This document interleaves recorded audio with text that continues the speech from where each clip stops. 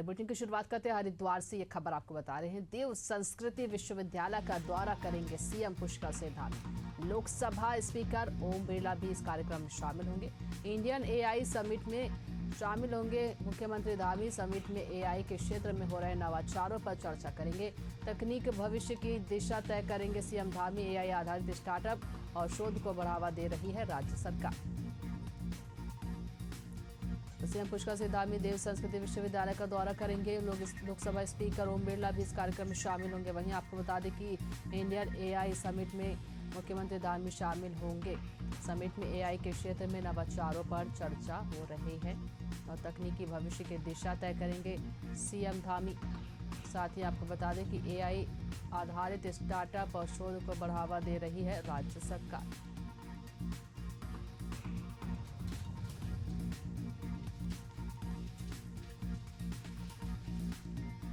CM Pushkar Singh Dhami आज AI के क्षेत्र में हो रहे कार्य को लेकर चर्चा करेंगे। साथ ही आपको बता दें कि आज देव संस्कृति विश्वविद्यालय का दौरा करेंगे सीएम पुष्कर सिंह धामी। लोकसभा स्पीकर ओम बिरला भी इस कार्यक्रम में शामिल होंगे। इंडियन एआई समिट में सीएम पुष्कर सिंह धामी शामिल होंगे। समिट में एआई के क्षेत्र में नवाचारों पर चर्चा करेंगे। तकनीकी भविष्य की दिशा में सीएम धामी आज चर्चा करेंगे।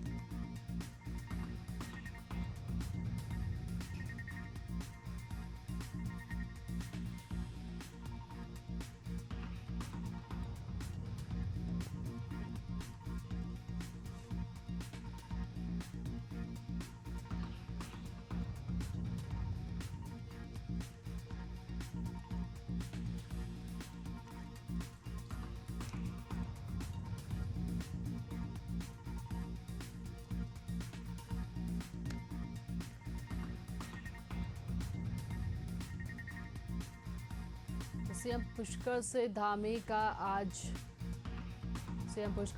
आज कार्यक्रम में शामिल होंगे। देव संस्कृति विश्वविद्यालय का दौरा करेंगे।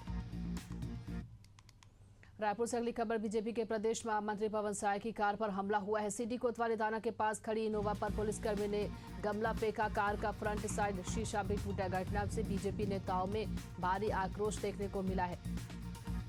आपको बता दें, कार का फ्रंट साइड का शीशा टूटा है। घटना से बीजेपी नेताओं में आक्रोश देखने को मिला है।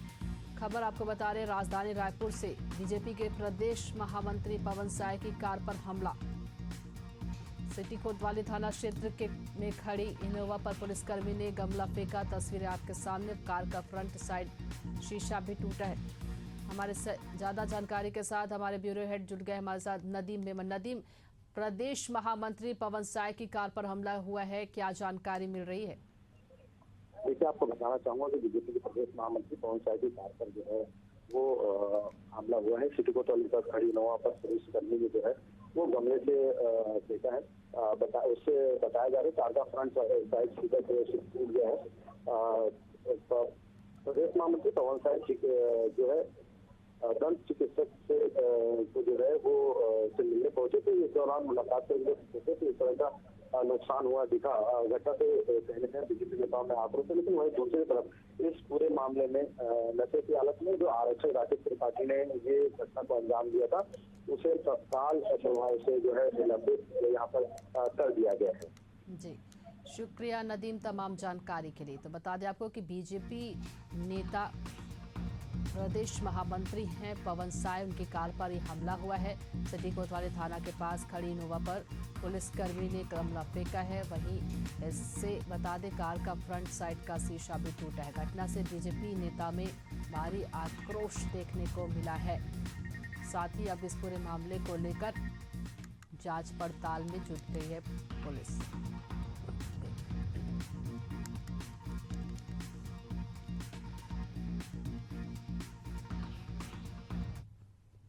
अगली बड़ी खबर भोपाल से बता रहे, जहां आरजीपीवी में रैगिंग का मामला सामने आया। हॉस्टल में सीनियर छात्रों ने जूनियर छात्रों को पीटा है। मुंह पर कपड़ा बांधकर जूनियर छात्रों से मारपीट की। मारपीट में 3 छात्र घायल हुए हैं। सीसीटीवी फुटेज के आधार पर कार्रवाई की जा रही है। तो रैगिंग का ये मामला है, जहां मुंह पर कपड़ा बांधकर जूनियर छात्रों से मारपीट की गई है। मारपीट में 3 छात्र भी घायल बताए जा रहे हैं। हॉस्टल में सीनियर छात्रों ने जूनियर छात्रों को पीटा है। आरजीपीवी में रैगिंग का मामला, मुंह पर कपड़ा बांधकर जूनियर छात्रों की पिटाई की है। मारपीट में 3 छात्र घायल हुए हैं।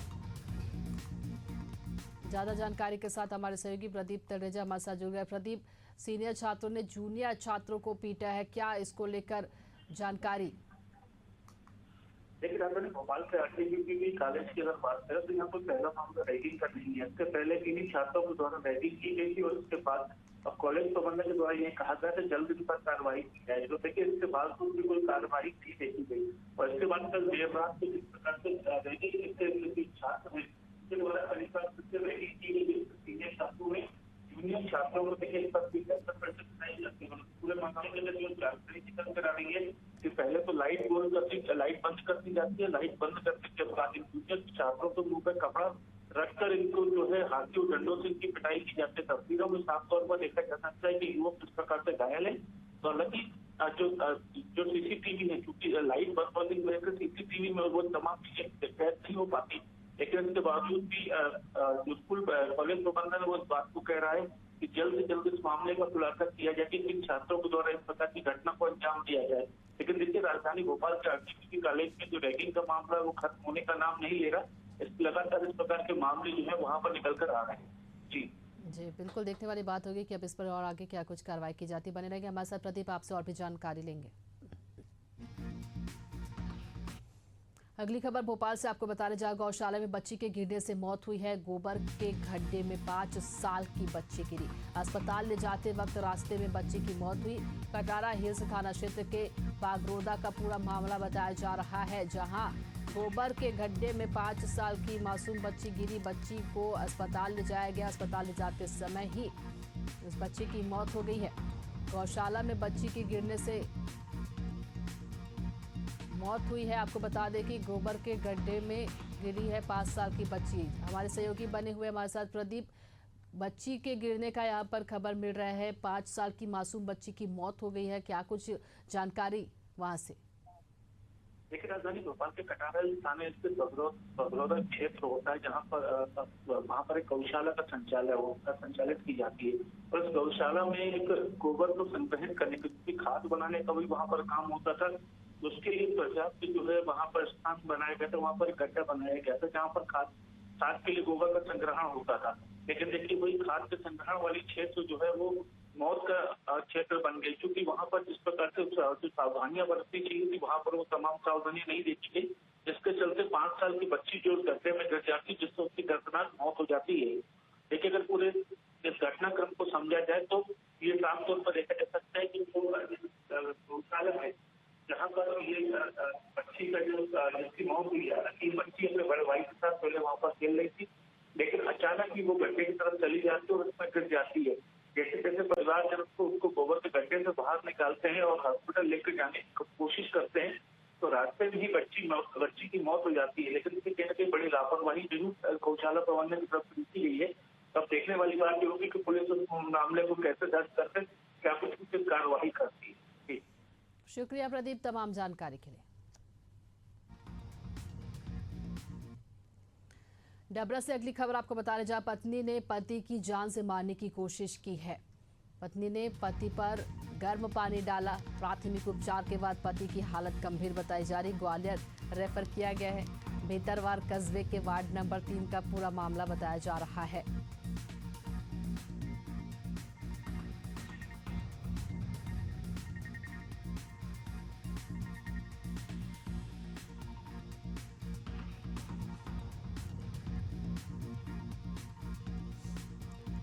प्राथमिक उपचार के बाद पति की हालत गंभीर बताई जा रही। वहीं ग्वालियर उसे रेफर किया गया है।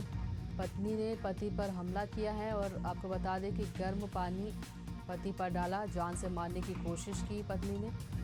और वहीं आपको बता दें कि अब इस मामले में पुलिस आगे की कार्रवाई में जुट गई है। पति को प्राथमिक उपचार के लिए अस्पताल भेजा गया है, जहां उसका इलाज जारी है। डबरा से ये खबर, जहां पत्नी ने पति को जान से मारने की कोशिश की। पत्नी ने पति पर गर्म पानी डाला, जिससे पति बुरी तरह से घायल हुआ है। वहीं अब पति की इलाज अस्पताल में जारी है। पुलिस पूरे मामले को लेकर अब जांच पड़ताल में जुट गई है।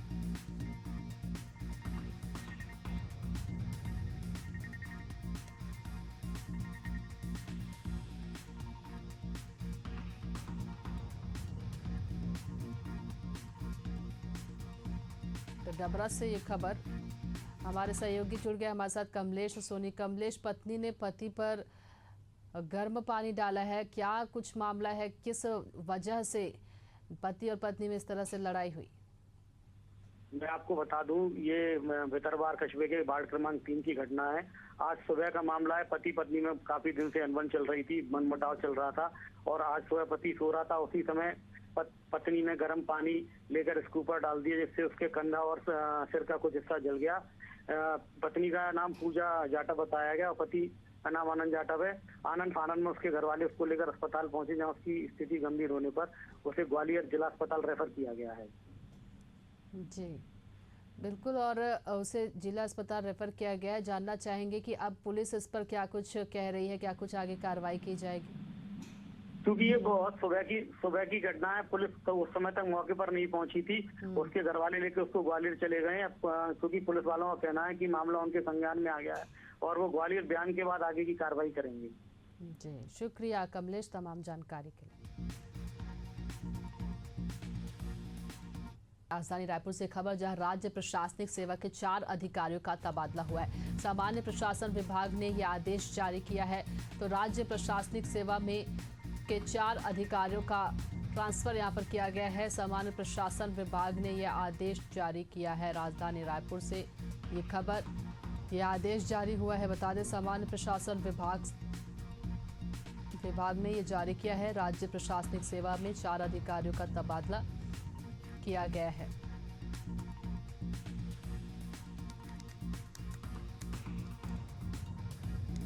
तो प्रशासनिक विभाग में ये बड़ा फेरबदल, 4 अधिकारियों का तबादला किया गया है।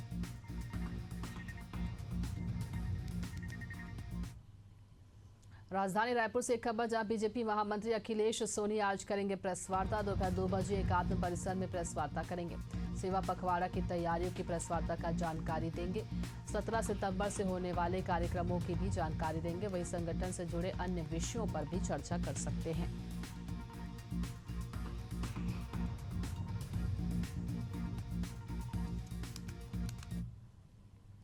अगली खबर आपको बता रहे हैं राजधानी रायपुर से, जहां छत्तीसगढ़ सरकार ने सैनिकों के हित में बड़ा निर्णय लिया है। शहीद सैनिकों के आश्रितों को मिलेगी 50 लाख अनुग्रह राशि। युद्ध में शहीद सैनिकों के आश्रितों को ये राशि मिलेगी। परमवीर चक्र प्राप्त वीर जवानों को 1 करोड़ रुपए अनुग्रह राशि दी जाएगी। वहीं सैनिकों के माता पिता को दी जाने वाली इनाम राशि भी 20,000 दी है। दिव्यांग सैनिकों के अनुदान राशि 30,000 रुपए किए गए हैं। वहीं 6वीं राज्य सैनिक समिति की बैठक में ये बदलाव किया गया है। जहां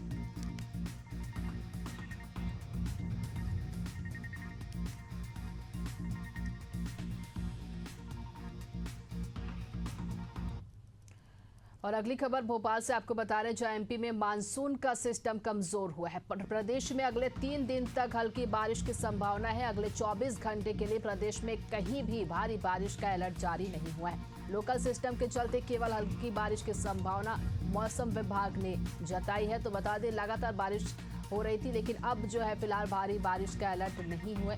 मौसम विभाग ने कहा है कि लोकल सिस्टम के चलते केवल हल्की बारिश की संभावना है। कहीं भी भारी बारिश का चेतावनी नहीं है अगले 24 घंटे के लिए प्रदेश में। वहीं 3 दिन तक हल्की बारिश की संभावना मौसम विभाग ने जारी किया है। तो मध्य प्रदेश में मानसून का सिस्टम कमजोर हुआ है। लगातार मध्य प्रदेश में भारी बारिश का दौर जारी था, जिससे कई जगहों पर बाढ़ कई जगहों पर रास्ते जो है वो बंद भी किए गए थे। लेकिन अब मौसम विभाग ने कहा है कि भारी बारिश की संभावना नहीं है। शहरों में बच्चों के खेलने की जगह लगातार कम होती जा रही है और इस पर सख्त रुख अपनाते हुए राज्य बाल अधिकार संरक्षण आयोग के अध्यक्ष डॉक्टर वर्णिका शर्मा ने चिंता जताई। उन्होंने अधिकारियों को निर्देश दिए कि हर 1 किलोमीटर के दायरे में बच्चों के लिए सुरक्षित खेल मैदान, इंडोर स्पोर्ट्स कॉम्प्लेक्स सुनिश्चित किया जाए। खेल मैदानों पर कोई भी व्यावसायिक गतिविधि ना हो और बच्चों को सुरक्षित खेलने का पूरा अवसर मिले। अगली खबर आपको अगर मुंबई राष्ट्रीय राजमार्ग के बता रहे, जहां 52 पर देर रात एक कंटेनर ने 5 गाय को टक्कर मार दी, जिससे गायों को की मौके पर ही मौत हो गई। गायों की मौत से ग्रामीण आक्रोशित हो गए और उन्होंने हाईवे पर जाम लगा दिया, जिससे हाईवे पर दोनों ओर वाहनों की लंबी कतारें लग गई। ग्रामीणों की मांग थी कि गायों के लिए गौशाला में संरक्षण दिया जाए और हाईवे से गाय हटाई जाए।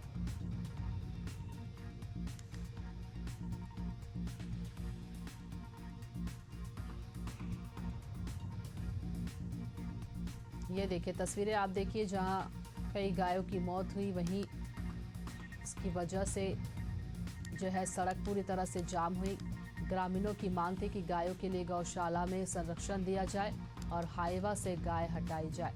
हाईवा पर दोनों ओर वाहनों की लंबी कतारें लगी, हाईवे पर जाम लगा। गायों की मौत से ग्रामीण आक्रोशित हुए। बता दें आपको, 5 गाय को टक्कर मार दी, गायों की मौके पर ही मौत हो गई। वहीं से ग्रामीण काफ़ी आक्रोशित हुए हैं और लगातार इस तरह की घटना भी वहां पर होती रहती है और कई बार ग्रामीणों ने ये मांग भी की है कि गौशाला बनाई जाए वहां पर, लेकिन अब तक उनकी मांग नहीं मानी गई है, जिसकी वजह से गुस्साए ग्रामीणों ने चक्का जाम किया। वहीं अब हाईवा से गाय हटाई जाए, इसको गौशाला बनाकर उन्हें संरक्षण प्रदान किया जाए, ग्रामीणों ने ये कहा है।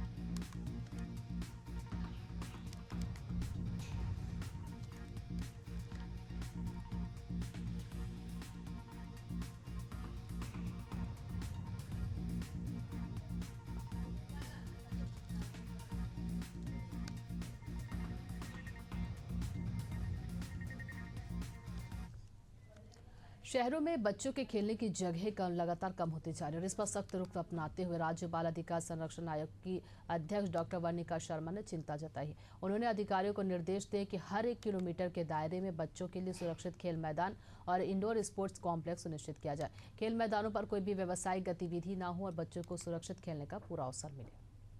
मैं निवेदन करना चाहूँगी नगर निगम के महापौर, नगर पालिका अध्यक्ष, नगर पंचायत अध्यक्ष और सभी आयुक्त महोदयों से कि वे अपने आसपास के क्षेत्रों में मैदानों की समुचित व्यवस्था हो, जिसमें हमारे बच्चे खुल के खेल सकें, खुल के विकास कर सकें। इनकी व्यवस्था शहरों में, गांवों में, तमाम क्षेत्रों में ज़रूर सुनिश्चित करें, क्योंकि हम विकास की ओर तो आगे बढ़ रहे हैं। नित्य प्रति नए दुकान, मॉल और विभिन्न प्रकार की सोसाइटीज़ भी डेवलप हो रही हैं, पर मैदान विलोपित हो रहे हैं। मैदान तो विलोपित हो रहे हैं, पर बचपन विलोपित हुआ तो गंभीर समस्या है। इस पे चिंतन और विचार दोनों ही ज़रूरी है। अंबिकापुर शहर के पीजी कॉलेज ऑडिटोरियम में युवा संवाद और विकास को बढ़ावा देने के विषयों पर एक विशेष कार्यशाला का आयोजन किया गया। इस मौके पर छात्र छात्राओं में उत्साह देखने को मिला। कार्यक्रम में रंगारंग सांस्कृतिक प्रस्तुतियों ने माहौल को और भी उत्साहपूर्ण बना दिया। इस कार्यशाला में सरगुजा रेंज के आईजी सीतापुर विधायक राम कुमार टोपो, पुलिस अधीक्षक सहित युवा आयोग के अध्यक्ष विश्व विजय सिंह तोमर बतौर अतिथि मौजूद रहे। सभी ने मंच से युवाओं को जीवन में लक्ष्य तय कर आगे बढ़ने और समाज के प्रति अपनी जिम्मेदारी निभाने की प्रेरणा दी।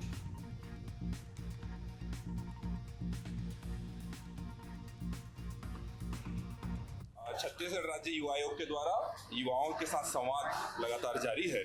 बस्तर संभाग में बहुत अच्छा हुआ और आज सरगुजा संभाग के सबसे बड़े महाविद्यालय पीजी कॉलेज ऑडिटोरियम में 1000 से अधिक युवाओं से छत्तीसगढ़ राज्य युवा आयोग ने संवाद करने का प्रयास किया। नशा मुक्ति, साइबर क्राइम, ये कुछ महत्वपूर्ण विषय, ट्रैफिक के पालन, कुछ महत्वपूर्ण विषय थे जिनसे युवाओं को अवगत भी कराना था और जागरूकता लानी थी। और इसमें मुख्य अतिथि के रूप में हमारे सीतापुर के युवा विधायक यशस्वी विधायक आदरणीय राम कुमार टोप्पो जी थे, सरगुजा रेंज के आईजी साहब दीपक झा जी थे, एसपी साहब राजेश कुमार अग्रवाल जी थे और हम सब ने युवाओं से एक अच्छा संवाद किया और ये क्रम लगातार जारी रहेगा।